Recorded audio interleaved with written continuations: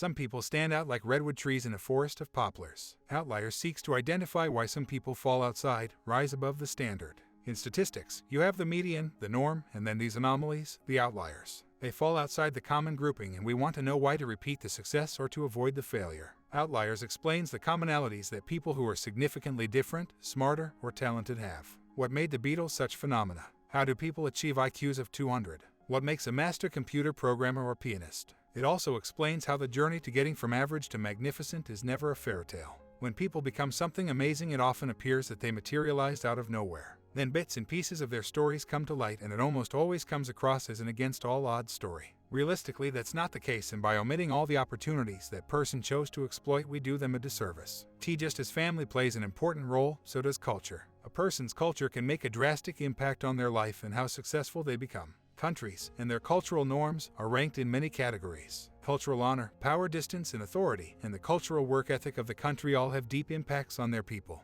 Whether a person retains those cultural identities in new lands also impacts their likelihood of success. That does not mean they have to abolish their cultural identity, but rather that they have to adopt other cultural norms when needed to rise and achieve their maximum potential. One final note on cultures is that cultures have unique work ethics. These ethics range from working over 3,000 hours a year toiling laboriously in the sun in China to taking entire summers off in America. Saying all Chinese persons work hard from before sunrise to sunset year-round is a generalization that doesn't do justice to its people. Just as saying all Americans are forever seeking to work in winter and relax for 3 months in summer doesn't do justice to its people. Outliers occur when people take their cultural work ethics and use them to grasp opportunities. Cultures that inherently work harder, that are constantly trying to better themselves and achieve more, are going to create more opportunities because they are perpetually seeking them. There are tribes in Africa that pride themselves on their slow pace of life and being able to live off the land with relative ease. They do not work arduously, and they are proud of that fact. Their cultural work ethic is hunting and gathering at a sedate pace, where in some Asian countries working until they drop from exhaustion is the norm.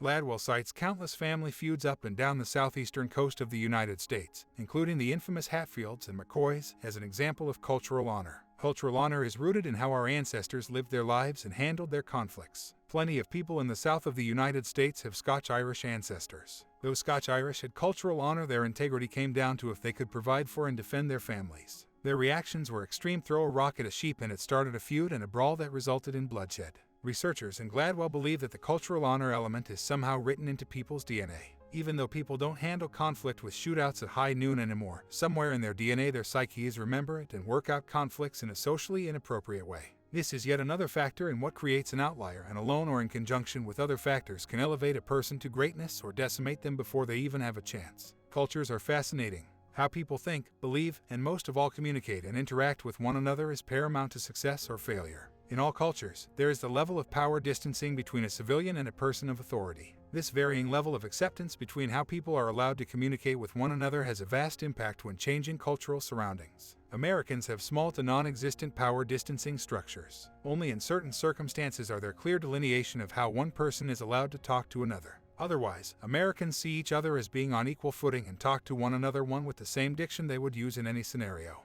Americans make direct eye contact and are clear with their expectations, needs, and make jokes. This works for Americans in their own country and culture. It would be gravely insulting and uncomfortable if an American kept their power distancing ideas in an Asian country. In Asian countries and some South American countries, there are more clearly defined social hierarchies. Because of this, people lower on the run of society will not speak out or against an upper-ranking person.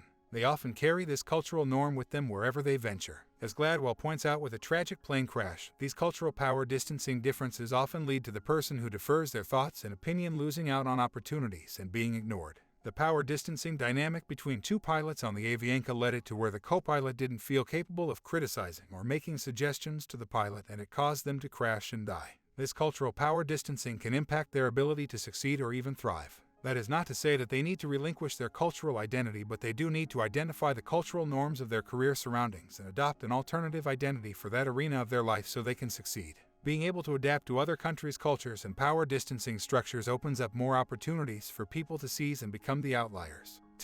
For better or worse, family plays a role in people's lives and their success. Countless studies have been performed that show children from middle and upper class families have more opportunities for success. However, it is not just their economical diversities, it is also the way those children are cultivated for life. Lower economic families don't cater to their children's desires to sing or act or many extracurricular events. They also are less likely to encourage their children to challenge authority or advocate for themselves. A psychologist named Lewis Terman IQ tested dozens of kids back in 1931. He collected data from 5- and 6-year-old kids whose IQs were over 130. Throughout their lives, he collected data about what they were doing and achieving.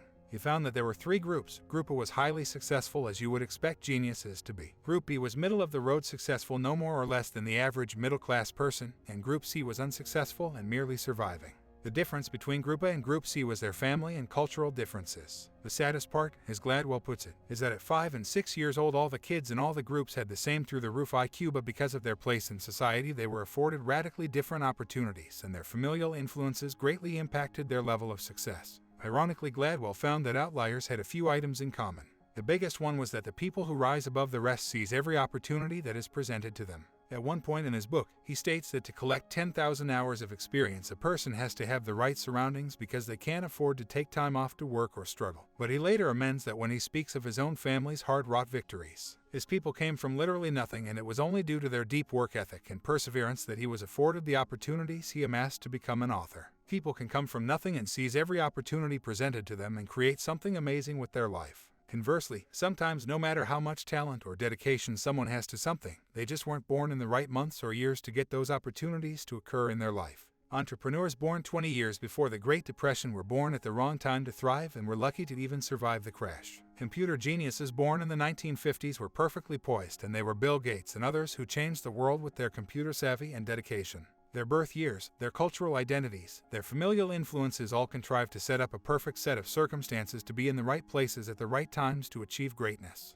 There are 24 hours in a day and about 8,760 hours in a year. Data shows that every artist, musician, computer programmer, any expert in their field have put in at least 10,000 hours practicing their craft. There's no wiggle room either. The people who constantly put in the time to practice become the best. There aren't instances where someone studied 10,000 hours of the piano but still couldn't play heart and soul. That's the facts. 10,000 hours takes roughly 7 minutes 10 years to accrue. Throwing oneself into the study of any subject, whether you were a child prodigy or a novice with mild interest, 10,000 hours is going to create a master of that genre. The Beatles played 8-hour shows 7 nights a week in Germany before they came to the United States. It was the only work they could get, and it was all or nothing. After performing like that for years, they were well over the 10,000 hours that it takes to create a master, and it showed. Even lawyers and clothing merchants put in the hours. They work and they toil perfecting their trade and doing the work that no one else wants. Then when the opportunity presents itself, they are more than ready to let their skill shine. It's not happenstance, it's not an overnight sensation, it is putting in the sweat and time and building your talents. Intelligence tests are sets of questions and images that seek to measure a person's ability to think abstractly and solve puzzles. Oddly, studies show that there is an intelligence threshold. This means that at a certain point there isn't much of a difference between one very high IQ and another. The only difference between a person that has an IQ of 150 and an IQ of 180 is the other components of their personality, namely how well they communicate and their imaginations. Chris Langan is a genius. He has an IQ of over 190, but he is not wildly successful in any area of life. He hasn't written books, he has no college degrees, he lives on a ranch and raises animals. His IQ is through the roof and he can quickly grasp any academic concept and study for any test in a matter of days. Langan cannot communicate well. He doesn't pause or hem and haw, but he also cannot communicate his thoughts or needs in a manner that others are receptive to. He also lacks imagination and spontaneity.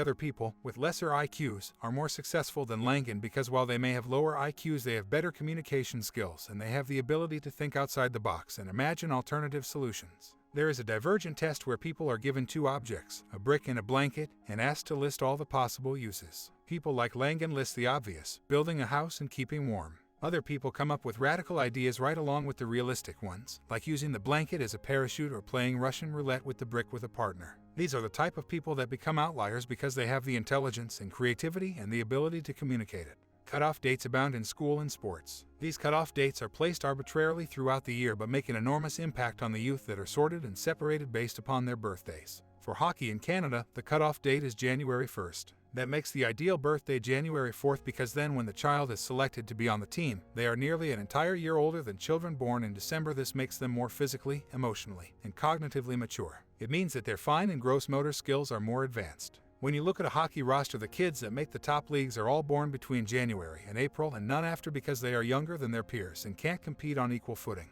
That is not to say that amazing hockey players aren't born in October, it just means they won't be picked for the leagues or have the opportunities to demonstrate their talents. The same can be said for public schooling. Except for Denmark, every school has age cutoff dates for kids to enter public education. In the United States, the cutoff date is either September or October, and children usually have to be 5 by those months to enter school. Children who are born at the end of October are often placed in higher reading and math groups because they are a year older than their peers if their peers were born in July and August. The age of a child greatly impacts the physical, emotional, and cognitive development, which in turn impacts their success. These age cutoff dates make an enormous impact on the children they sort and classify. It directly affects what opportunities are presented to the youth and how far they can go in life.